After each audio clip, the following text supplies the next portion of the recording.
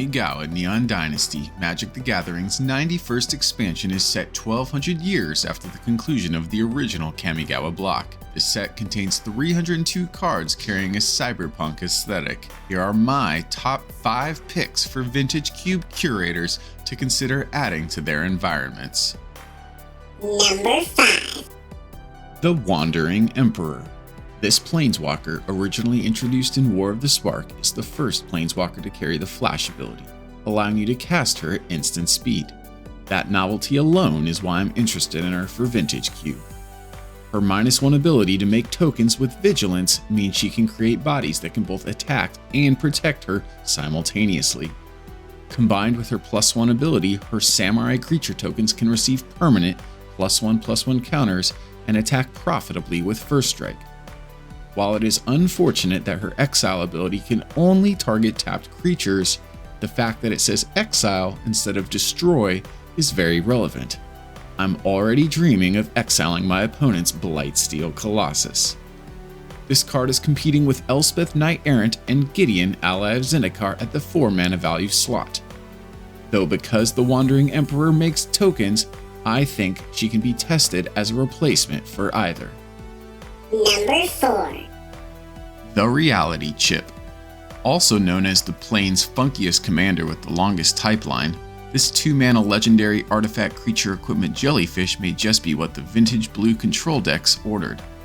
Acknowledging that the floor on this card is a 0/4 for 2, at minimum, it will buy blue decks some time against mono-red or mono-white aggro.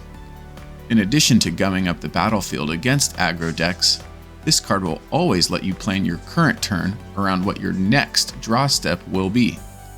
And additionally, because you can always look at the top of your library, you need not pay the reconfigure cost for this equipment if being able to cast the top card of your library is not advantageous.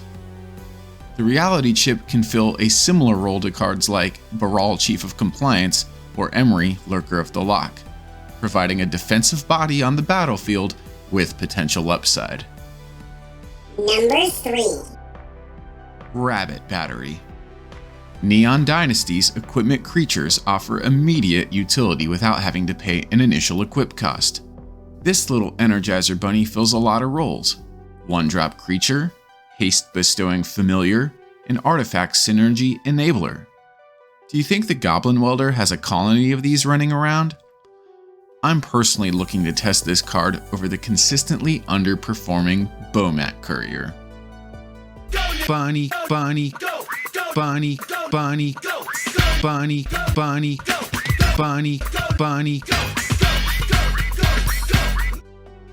Number 2. Boseiju, Who Endures. This set offers a cycle of legendary channel lands that enter the battlefield untapped. Lands with abilities and virtually no drawbacks are a slam dunk for any vintage cube environment. In green, Boseiju offers players versatility to destroy problematic artifacts, enchantments, or non-basic lands their opponents control, using the returning channel mechanic.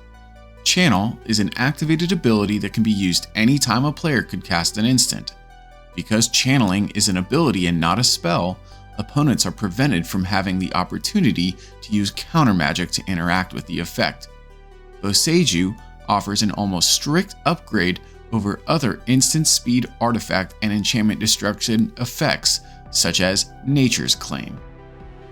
Number 1. Lion Sash. Neon Dynasty has given cube curators a white, tutorable Scavenging Ooze variant that can either hold its own as a creature or be attached as equipment to an invasive body to close out a game quickly. Lion Slash adds additional graveyard hate to the arsenal of white and has enough inherent utility that this card should often start in the main board. Lion Slash can be swapped and tested for other graveyard hating 2-drops such as Sungold Sentinel or Containment Priest. I expect Lion Sash to shine in cubes for some time to come because of its utility stapled to either a creature or equipment, depending on the context of the game.